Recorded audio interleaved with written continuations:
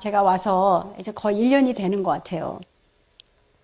1년이 되어서 이곳에 와서 참 많은 하나님의 은혜도 제 개인적으로 받고 또 동시에 말씀도 여러 가지로 들으면서 주교에 하나님이 참 사랑하셔서 여러분들 이렇게 모아주셨구나. 우리가 우연히 모인 게 아니고 우연히 온 게 아니라 하나님 인도하심에 우리가 한 분 한 분 하나님 불러서 그 때에 맞게 또 사용하시는구나. 이런 마음이 들어서 너무 감사드렸습니다.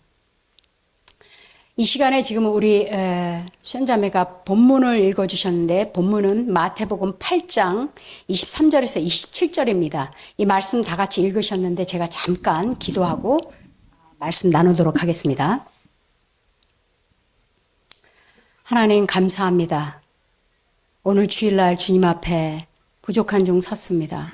하나님이 본문 말씀을 통하여서 하나님께서 하시고자 하시는 말씀을 하나님 우리 성도님들에게 전하여 주시옵소서. 하나님 말씀 들을 때 마음 문을 열게 하시고 생각을 모아 주님을 바라보게 하옵소서. 하나님 부족한 입술 사용하여 주셔서 주께서 그들의 마음속에 문을 두드리시고 하나님께서 위로와 평강으로 하시되 정말 힘을 주시고 또한 한 주간을 살아갈 수 있도록 하나님 역사하여 주시길 예수님의 이름으로 기도합니다. 하나님 이 시간에 이상대 목사님, 박은영 사모님과 가정 속에 함께 하시고 어디에 있든지 간에 주께서 함께 하시되 하나님 동일한 은혜로 함께하여 주시옵소서. 감사하며 예수님의 이름으로 기도합니다. 아멘. 오늘 본문 말씀은 여러분들이 지금 읽으신 것처럼 모든 분들이 아마 잘 아실 거예요. 누구나 다 아시는 말씀입니다. 아마 목사님들 가운데서 이 본문을 설교 안 하신 분들이 아마 거의 없으실 것 같아요. 그 정도로 여러분들이 들어서 아실 말씀인데 제가 이 말씀을 통해서 몇 가지 우리 주교의 성도님들한테 나누고자 합니다. 먼저 8장 마태복음 8장 23절에서 27절 말씀을 보니까 예수님께서 제자들과 배에 오르시는 이야기예요. 그런데 이 이야기의 잠깐 뒷 배경을 제가 좀 설명을 드리면 그 당시에 이 갈릴리, Sea of Galilee라 그래요. 영어로 Sea of Galilee라 그러는데 이게 바다가 아니에요. 사실은 이게 원래 호수입니다. 큰 호수인데 표현을 그냥 바다로 우리가 많이 해요. 그리고 폭풍과 이러니까 다 바다를 상상하시는데 원래는 그게 아니에요. 지형적으로 어떻게 됐냐면 이 갈릴리 그 지역에서 예수님이 많은 설교를 하셨고 가르침을 주셨어요. 그리고 이적과 기적도 굉장히 많이 행하셨습니다. 그 지역이 어떻게 됐냐, 그 큰 호수를 둘러싸여 있고 산들이 쭉 둘러싸여 있어요. 그래서 어떤 분들은 그래요. 아니 예수님이 그 당시에 설교하실 때 몇천 명을 놓고 마이크도 없는데 어떻게 그 많은 사람들이 들었냐 하는데 지형적으로 그곳이 물과 산으로 되어 있기 때문에 울림이 있어요. 말을 하면. 물론 예수님도 크게 말씀하셨겠지만 울림이 있으니까 그만큼 잘 들리는 거예요. 앉아서 듣는 사람들이. 그래서 예수님께서 그곳에서 많은 가르침을 가르치신 거예요. 그런데 이 갈릴리 호수의 특징이 있어요. 지중해보다 한 210m 정도 낮는데 산들로 둘러싸여 있어서 약 산들이 한 1000m 정도 이렇게 굉장히 이렇게 둘러싸여 있죠. 근데 북쪽에는 헬몬산이라고 있어요. 굉장히 중요한 산인데 지형적으로 그쪽에서 굉장히 높아요. 해발 한 3000m 좀 못될 텐데 강하게 찬바람이 불어오면 이 갈릴리 이 지역이 따뜻해요. 공기가 따뜻하다 보니까 그 큰 바람이 따뜻한 공기하고 부딪히면서 크게 파도가 이는 거예요. 그거를 어부들은 굉장히 잘 알았어요. 왜냐하면 그곳에서 고기를 많이 잡았거든요. 베드로, 안드레, 야고보, 요한 다 정말 프로페셔널한 어부들입니다. 이 사람들은 그냥 낚시꾼들이 아니에요. 직업을 가지고 있었기 때문에 굉장히 고기 잡는데 도 같은 사람들인데 이 지형적으로 이 날씨를 다 잘 알고 있었어요. 그리고 그 시기가 일어나는 게 주로 오후에 일어납니다. 그래서 마태복음은 자세하게 그 시기를 얘기 안 하지만 여러분들이 마가복음을 보게 되시면은 마가복음 4장 35절에 41절은 같은 내용이 나오는데 조금 더 구체적으로 나와 있어요. 거기를 보면 저물 때라고 나와 있어요. 그래서 해가 저물 때를 예상하시면 돼요. 바로 그 시기에 예수님이 제자들과 함께 배에 오르십니다. 그래서 광풍이 일어나는 거는 누구나 다 그 당시 아마 경험을 했고 조금씩 파도가 있는 거는 다 예상을 한 거예요. 그런데 이날은 유별나게도 보통 때하고 다르게 큰 한계에 이른 거예요. 그래서 여기서 구절을 보면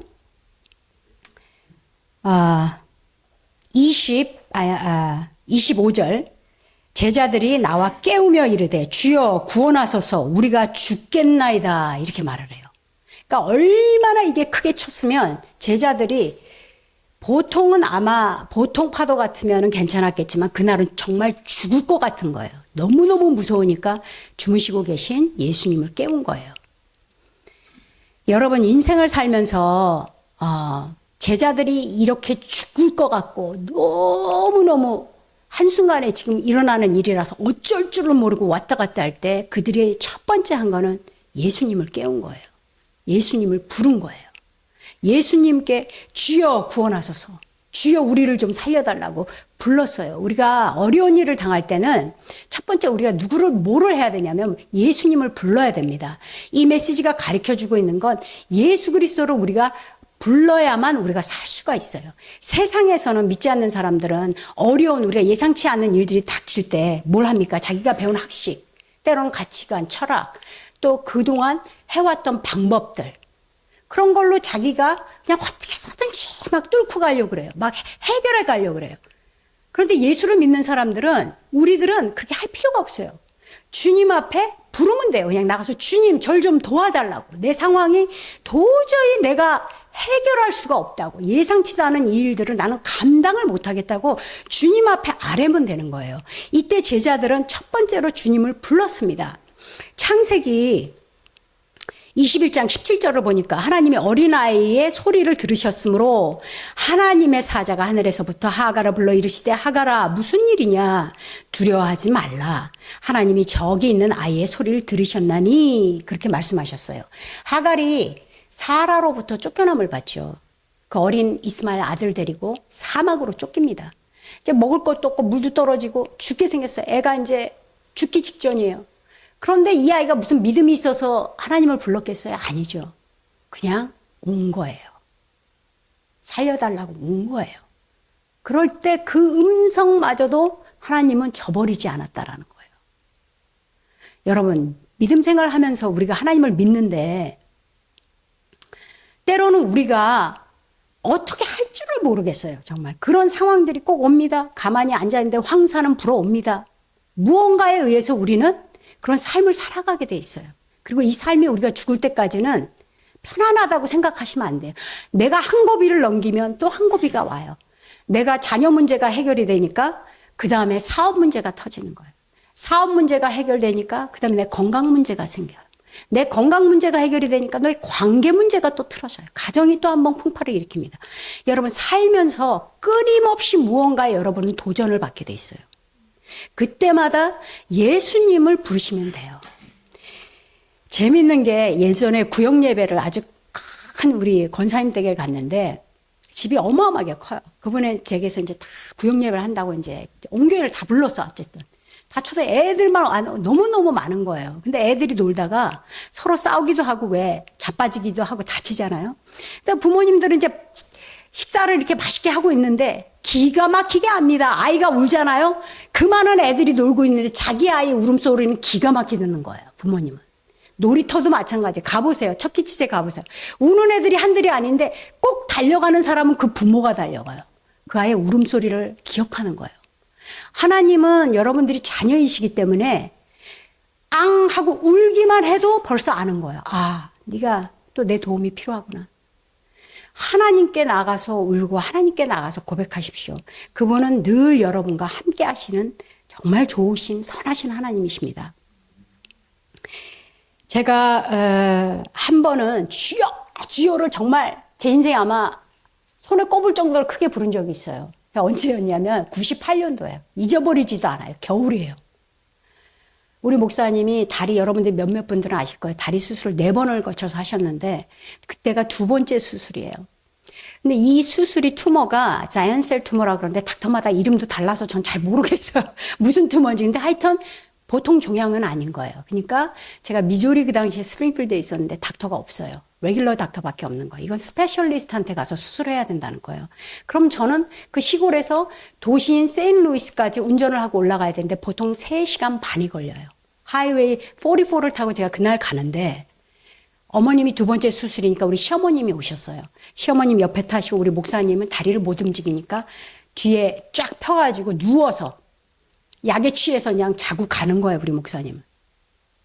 제가 운전을 하는데 그날 비바람에 눈보라까지 해가지고 날씨가 너무너무 추우니까 이게 아이스예요, 아이스, 도로가. 제가 운전을 하는데 제가 운전을 그 당시에 토요타 4x4를 했어요. 그래서 이게 기아예요, 기아. 그래서 제가 조심스럽게 천천히 운전을 하고 갑니다. 너무 미끄러웠어요. 눈보라는 막 때리지. 어떻게 할 줄을 모르겠는 거예요.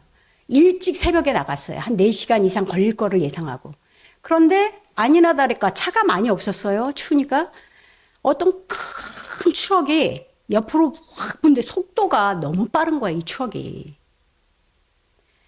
아니나 다를까 예감이 딱 맞는 거야. 이 트럭이 그 미끄러져가지고 휘청 하는데 제가 그 트럭을 피하면서 제가 몇 바퀴를 돌았는지 모릅니다. 그 아이스를 그 하이웨이에서 혼자 뺑뺑뺑뺑 노는 거예요. 그런데 마지막 장면은 뭐였냐면 그 운전사가 여기 있는데 저하고 눈이 마주쳤어요. 기억이 그게 제가 어떻게 돌았는지 운전대를 뭐 하고 어떻게 저 기억에 아무것도 안 나요. 이 운전사 눈이 저기서 보이고 저는 이렇게 이제 제가 죽는구나. 왜냐하면 거기가 하이웨이면 이 비탈길이 있어요. 비탈길이 이렇게 있는데 밑에가 큰 돌들이에요. 락. 그러니까 저는 내려가서 돌들한테 부딪혀도 죽고 또 물이 있어요. 그 위치가 그러니까 돌인지 물이 나올지는 제가 잘 순간적이라서 모르겠는데 하여튼 제가 이쪽으로 빠지면 난 떨어지면 죽는구나. 그 생각만 하고서 일단은 이 운전사 눈 보고 어떻게 됐는지 하여튼 피해서 내려가게 됐어요. 비탈길을. 타타타타 내려가는데 가속도가 붙으니까 브레이크를 밟아도 브레이크가 안 되는 거예요. 한참을 내려가면서 제 머릿속에는 그냥 그 순간부터는 그냥 주여만 나오는 거예요. 얼마나 소리를 크게 질렀는지 주여 주여 주여 주여 뭐 아무것도 없어요. 그냥 주여 주여 주여만 나오는 거예요. 그런데 아니나 다를까 우리 어머님도 주무시다 깨셔갖고 우리 어머님 소리 지르시죠. 시어머님 소리 지르. 우리 목사님은 다리가 아프니까 막 덜컹덜컹 하니까 으악 이제 다리가 아파갖고 세 사람이 다 소리를 지르는데 어쨌든 이 비탈길에서 제가 살아야겠다는 생각 하나로 떨어지지 않고 꺾습니다. 핸들을 꺾어서 옆을 치고 가요. 잔가지들이 많았는데 잔가지를 나무들을 다 치면서 사이드로 가서 결국은 스탑이 됐어요. 결국 스탑이 됐는데 문제는 바퀴가 박힙니다. 못 나오니까 우리 목사님 소리를 지르니까 이제 못 나온다고 우리 끝났다고 이제. 근데 저는 어떻게 해서든지 이 스페셜리스트 닥터를 봐야 돼. 왜냐하면 3시간 봐. 다음에 이 어포인먼트를 언제 될지를 모르는 거예요. 시간도 없고. 그래서 주여 주여 거기서 그러면서 우리 어머니 주여 주여 저 주여 주여 셋이서 그러면서 하나님께서 도우셨는지 바퀴를 제가 계속 기하니까 넣었다 뺐다 하면서 나와요.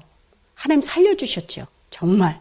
나오니까 저기 눈보라 속에서 어떤 사람이 오는 것 같아. 근데 여러분들이 상상하시는 그대로 그 영화에서 보면 트럭 운전사들 있죠. 그 사람 그대로 몸이 이래가지고 우리가 죽었는지 알고 달려오신 거예요. 확인하러. 근데 그분도 살았고 확인했어요. 저도 살았고 차 어떠냐. 차도 적어도 괜찮고 그분 트럭도 아무 이상이 없었어요. 그분도 몇 번 돌다 가셨는지 하여튼 그렇게 해서 만나서 제가 그분을 거기까지 다시 데려다 드리고 우리는 세인루이스로 갔습니다. 그날 그리고 닥터를 봤어요. 제가 이런 경험을 인생 살면서 죽을 고비를 한 5-6번을 넘깁니다. 어려서 자전거 사고로 제가 죽다가 살아납니다. 한번. 닥터가 그때 이 어린아이 스킨이었기 때문에 아스팔트에 밀려가지고 이게 다 까졌어요. 다친 게 아니라. 그래서 이거 회복 못한다고. 성형해도 안 된다 그랬어요. 상처 남을 거라. 그런데 하나님께서 기적적으로 저를 살려요. 치료하십니다. 그때도. 얼굴에 저만 아는 흉터가 있어요. 여러분들은 몰라요. 근데 저만 아는 흉터들이 있어요. 그래서 제 몸에. 제가 이런 경험을 참 많이 합니다. 그때마다 할 수 있는 건 주여, 주여밖에 없어요. 그때마다. 여러분들도 상심하지 마시고 낙심하지 마시고 그때마다 주님을 외치시기 부탁드립니다. 아멘. 그리고 두 번째는 이 제자들이 한 게 있어요. 뭘 했냐면 26절을 보니까 예수님을 불러서 구원해달라 그랬죠. 예수님이 깨어나십니다. 깨어나셔서 예수님이 하신 게 뭐냐면 그 바람과 그 바다를 향해서 꾸짖으십니다. 그냥 말씀을 조곤조곤 하신 게 아니에요. 여기에 꾸짖다는 굉장히 큰 소리로 대적하는 거예요. 여기 이 단어가 있어요. 원래 단어가 뭐냐면 그리스어로 메가스 세이스모스라는 단어를 썼는데 이 단어가 그냥 폭풍이 아니야. 그냥 큰 폭풍이 아니라 어떤 뜻을 갖고 있냐면 마태복음 24장 7절, 28장 1, 2절에 나오는 이제 앞으로 일어날 그 종말 사건에서 나오는 기근, 지진 그런 단어랑 똑같은 단어예요. 원어가. 그리고 8장 28절에서 34절을 보면 예수님이 귀신을 쫓아내고 그 귀신들을 돼지떼에다가 몰아넣지 않습니까? 거기서도 똑같이 그때 꾸짖는 그 똑같은 단어예요. 그리고 거기뿐만이 아닙니다, 여러분. 스가랴서 3장 1, 2절을 보면 직접 사탄을 얼굴에 맞대고 예수님이 대적하고 꾸짖습니다. 그 단어랑도 똑같아요. 굉장히 많이 나와요, 이 단어가. 홍해를 가를 때도 이 단어를 썼어요. 이 꾸짖는다는 단어가 단순히 그냥 우리가 물리적으로 볼 수 있는 폭풍이 일어나서 그거에다 대고 야단치는 게 아니라 그 물 뒤에 있는 악의 세력한테 단호하게 꾸짖는 거예요. 명령하시는 거예요. 여기서 여러분들이 이 구절을 잘 읽어보시면 그 이후의 얘기가 나와요. 예수님이 도착하셔서 가이사라는 곳에 가서 귀신 들린 자를 만납니다. 거기서 꾸짖고 그 귀신 들린 자를 치료하시고 돼지떼에다 그 귀신들을 보내요. 광풍이 왜 일었을까요? 보통 때 있는 광풍이 아니에요. 왜 그날은 더 싸게 일어났을까요? 여러분 한번 생각해 보셨어요? 사단은 예수님이 어떤 분인지를 너무 잘 아는 거예요. 그 악의 세력들은 우리들한테 늘 도사리고 있어요. 그러니까 우리를 어떻게 해서든지 무너뜨려 내리려고, 우리를 어떻게 해서든지 죽이려고 해요. 우리의 모든 것을 어떻게 해서든지 빼앗아 가려고 해요.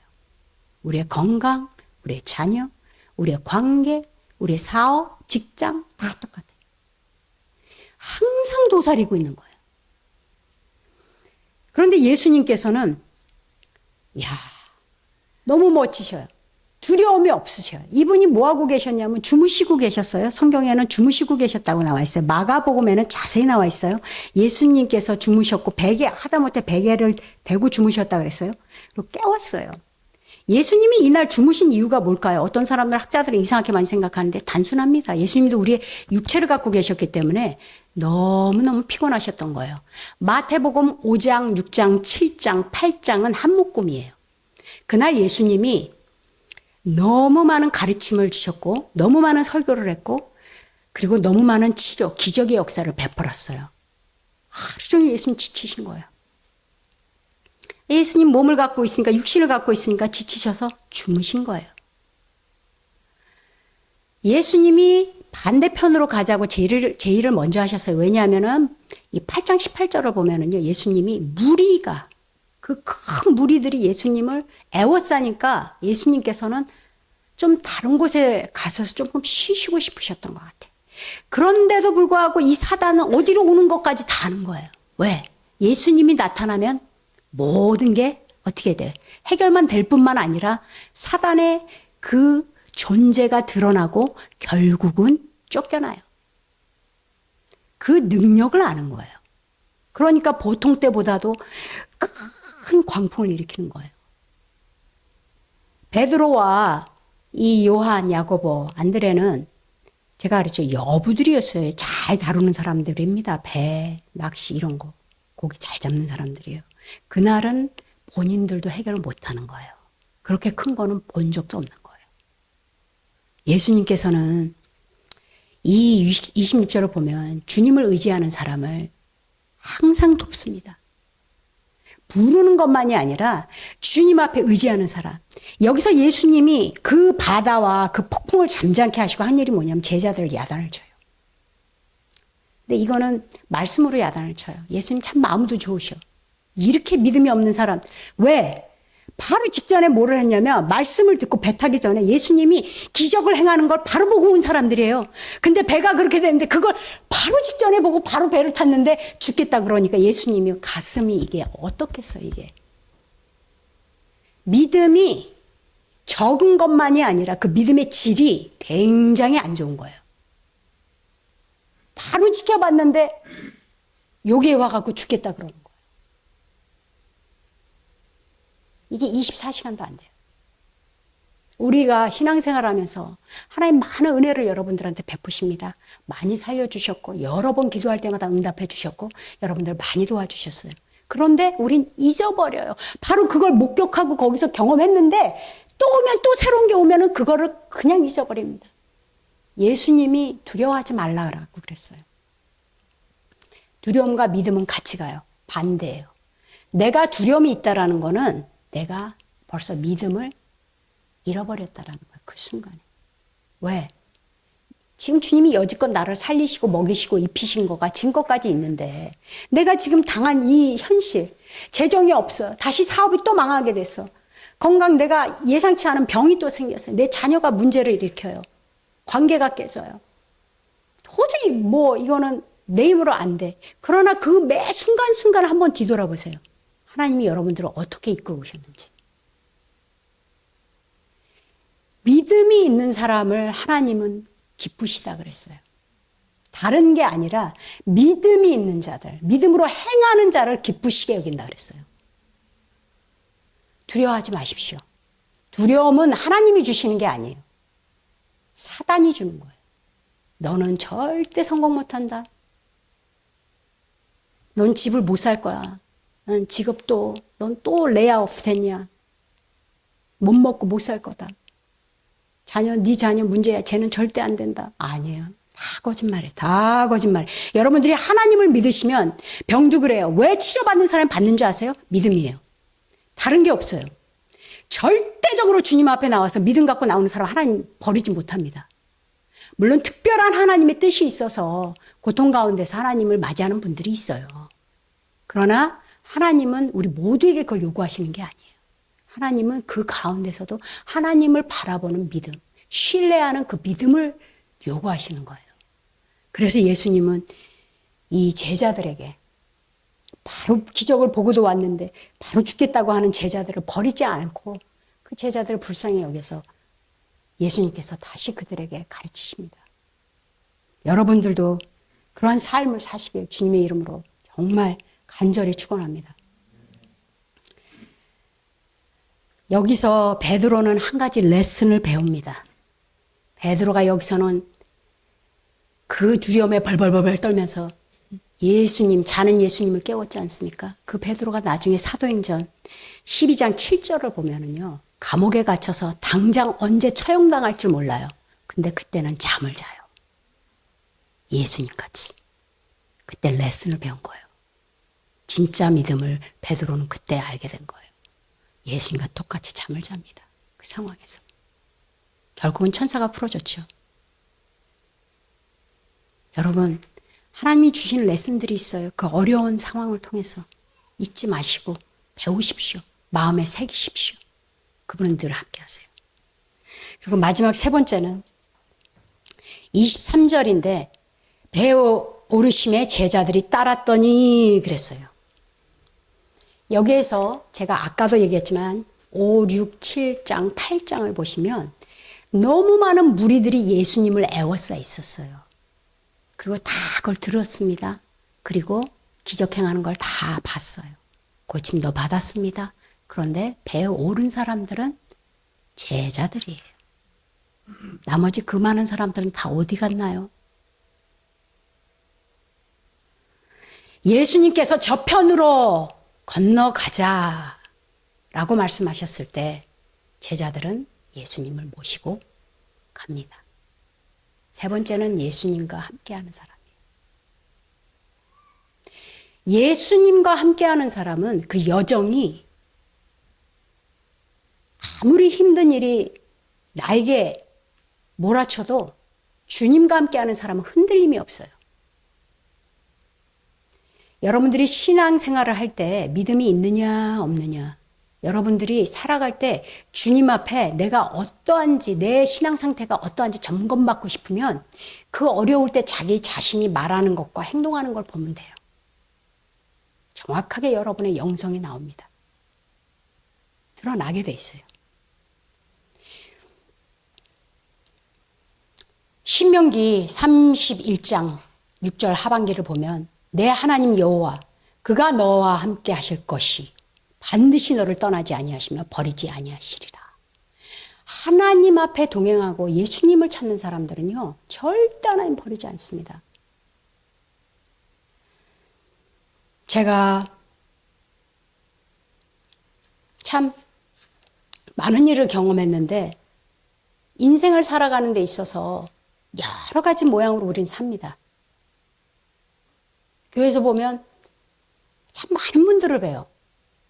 공부를 많이 해서 공학 박사부터 성공한 사업가, 월수출세서 돈을 떼거지로 진짜 누구 말대로 버는 분들, 돈이 너무 캐시가 많아서 냉장고에 두루마리로 막 말아다 놓으신 분의 간증도 들어보고 참 별의별 분 많이 만납니다. 유명한 변호사, 하다못해 목사님 전 살인을 했어요. 당구채로 사람을 때려가지고 살인자도 만나보고 다 별의별 분들 다 만나요. 교회에 있으면 다양한 분들을 만나요. 만나다 보면 결국은 한 가지 뭐냐면 어떤 분이 주님과 함께 끝까지 가느냐예요. 같이. 우리의 인생은, 우리의 여정은 우리한테 달려있는 것 같지만 물론 우리가 선택을 합니다. 그러나 우리가 그 여정을 가는 동안에 우리가 무엇을 하고 어떻게 사느냐 굉장히 중요합니다. 주 안에서. 옳게 살아야죠. 그러나 그거보다 더 중요한 게 있어요. 저는 이걸 꼭 말씀드리고 싶어요. 인생을 보면 그 끝은 무엇을 하고 어떻게 사느냐도 중요하지만 누구와 함께 어디를 가느냐가 너무 중요해요.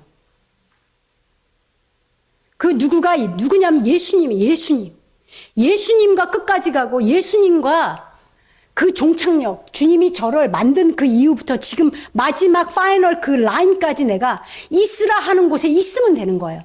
그럴 때 우리가 천국을 들어갈 수 있는 거예요. 여기가 우리 집이 아닙니다, 여러분. 여기가 우리 본향이 아니에요, 우리는. 우린 천국이 우리 집이에요.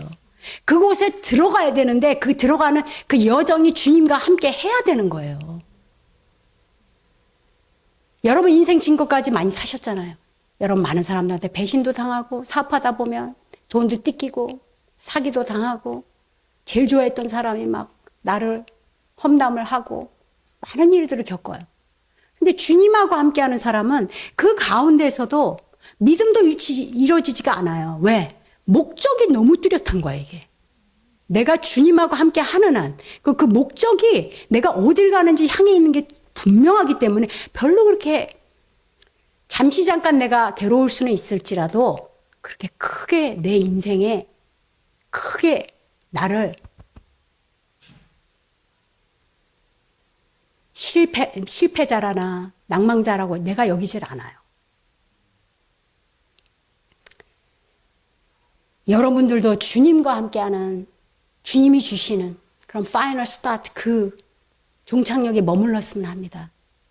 여러분들이 너무나 잘 아실 거예요. 이 이야기를 제가 마지막으로 마치겠습니다. 호레시오 스패포드라는 사람이 있어요. 이 사람이 시카고에서 유명한 부동산자였어요. 1871년에 돈도 엄청 많이 성공한 사람이었는데 부동산으로 1871년도에 시카고에 불이 납니다. 도시 전체가 다 타버려요. 제가 시카고를 한번 갔는데 시카고는 그래서 그 이후로 불을 안 꺼요. 모든 도시가 다 불을 켜놔요. 정말 아름답습니다. 이 미국의 제일 다운타운 중에서 제일 아름답고 예쁜 다운타운을 꼽으라 그러면 전 시카고를 꼽아요. 시카고는 불이 반짝반짝 밤에요. 얼마나 아름다운지 몰라요. 그 이후로 그렇게 만들었어요. 도시 전체가. 그 당시에 이 사람이 자기 사업을 다 잃습니다. 왜? 불이 다 타버린 거예요. 부동산을 했기 때문에. 근데 아니나 다를까 그때 자기 4살짜리 아들을 잃어요. 병으로. 그래서 마음이 너무 울적한 가족들 와이프하고 딸 넷을 배를 태웁니다. 영국에 가서 좀 쉬라고. 그리고 자기는 사업을 마무리하고 정리하고 가겠다 그래요. 이들이 대서양을 통과하면서 배와 부딪히면서 그 배가 침몰하면서 200명이 죽는데 그들의 딸 4명이 다 죽어요. 그 사람의 딸 4명이. 그리고 부인만 살아납니다. 영국에서 급하게 부인이 남편한테 연락하죠. 애들이 다 죽었다고. 나만 살았다고. 그때 이 호레이쇼 이 사람은 배를 타고 급하게 와이프에게 가려고 배를 탑니다. 배를 타고 그 대서양을 지나가는데 선장이 얘기하죠. 바로 이 장소가 사고난 장소라고. 거기서 이 사람이 하나님을 향해서 기도하며 이 가사를 씁니다. 내 평생에 가는 길 순탄하여 늘 잔잔한 강 같든지 큰 풍파로 무섭고 어렵든지 나의 영혼은 늘 편하다. 내 영혼 평안해. 내 영혼 평안해. 이 찬양 다 아실 거예요. 이 찬송가. 이 사람이 썼어요. 여러분, 넬슨 만델라라는 사람이 있어요. 1993년도에 노벨 평화상을 받습니다. 이 사람이 흑인 인종차별 때문에 변호사가 운동하다 잡힙니다. 남아프리카 공화국에서 이 사람이 27년을 감옥에서 있어요. 이 사람을 고문하고 그동안 제가 그 들어간 감옥 그 사이즈를 제가 TV로 봤어요. 진짜 누울 수도 없어. 요만해. 정말 가로로 맵이. 거기서 이 사람이 고문당하면서 그 모진 수모와 27년을 견디면서 1994년에 대통령 됩니다. 남아프리카 공화국.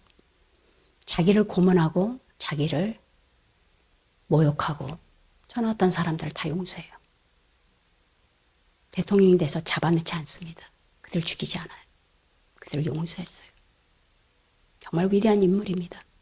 이분이 얘기했던 건 주님 하나, 그 감옥에서 성경책 하나, 봉건 성경책 하나예요. 너무나 많은 위대한 인물들이 많습니다. 여러분, 고난, 역경 속에서 주님 앞에 믿음 갖고 지킨 사람들이 너무 많아요. 제가 일일이 여기 다 기록해놨어. 너무 많은 사람들. 이 사람들을 우리는 생각할 때 그냥 그 사람들은 그렇게 힘이 있고 그렇게 견뎠겠지. 아니요, 우리랑 똑같은 사람들이에요. 똑같은 사람들. 단지 그들이 견딜 수 있었고 하나님 바라볼 수 있었다는 것은 믿음이에요, 믿음. 예수님과 함께하는 믿음. 그거 하나밖에 없어요. 지금도 이 순간에 제가 말씀드리지만 감옥에서 그리스도의 복음을 위해서 고문당하고 죽어가는 영혼들 수도 없어요. 여러분들, 우리 미국에서 너무 편안한 생활을 하기 때문에 지금 몰라요. 지금 이란 제일 유명한 찬양 사역자가 목숨을 꽤 오래전에 잃었어요. 계속해서 크리스찬들 죽이고 있습니다. 비밀리에.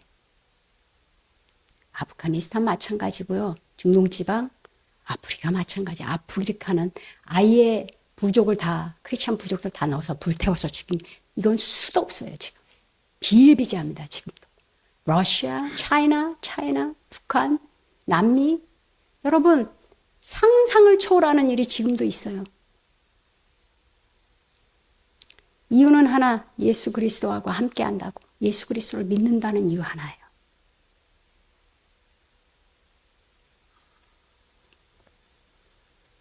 그러나 그들이 설 수 있었고 믿음을 지켰던 이유는 주님과 함께하는 그 평안함이요. 두려움이 없이 우리 그 좋으신 주님 생각하면서 주님의 삶이 어땠는지 그 십자가 기억하면서 견디는 겁니다, 여러분.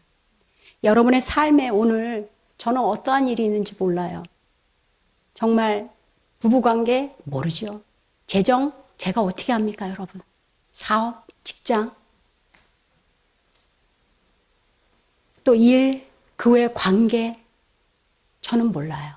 동료지간의 문제 아무것도 모릅니다. 제가 한 가지 말씀드릴 수 있는 건 주님이 여러분들을 사랑하시고 여러분들이 주님을 사랑하고 그분과 함께하면 이 모든 문제는 조금 시간은 걸릴 수 있어도 분명히 주님이 해결해 주실 것이고 그것을 통해서 여러분들은 주님이 원하는 인격체, 주님의 그 성장한 귀한 사람이 돼서 그 원석이 보석과 같이 빛나는 정말 큰 귀한 작품이 되어 있을 줄 믿습니다.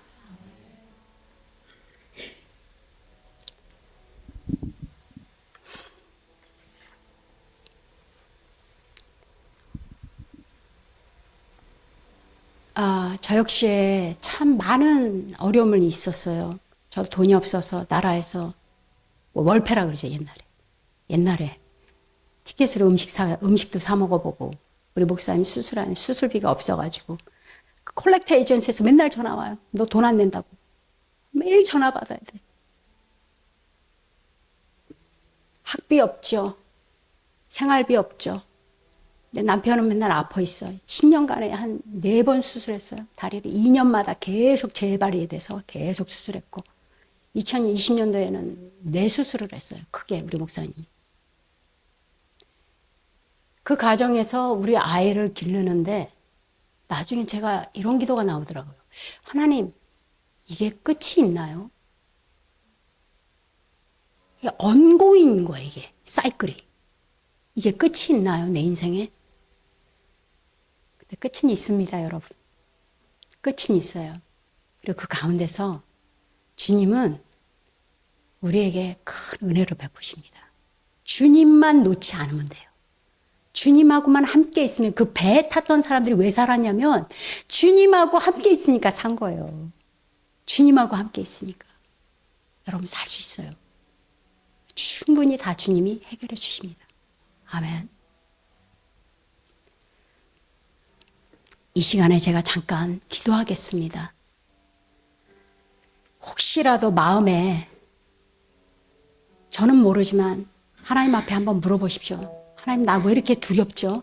내 삶에 왜 이렇게 걱정이 되죠? 내 아이들이 왜 이렇게 걱정이 되죠? 내 직장, 내 사업, 내 건강, 사람들 관계 너무 걱정이 마음에 손 얹으세요.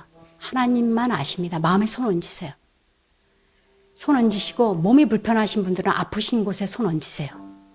두통이 심하면 머리에 얹으시고 괜찮습니다. 주님만 아십니다. 저는 이 시간에 기도해 드릴 겁니다, 여러분. 믿음으로 우리 고백하는 겁니다. 그리고 이 믿음으로 주님 부르는 겁니다. 그리고 믿음으로 우리 주님 의지하는 겁니다. 그리고 믿음으로 앞으로도 하나님 무슨 일이 내게 있어도 내가 하나님하고 같이 동행합니다. 하나님 난 내 목숨이 마지막 그 숨을 쉬는 순간까지 나는 하나님 버리지 않고 내가 동행합니다. 이 시간에 그 마음으로 제가 기도하겠습니다.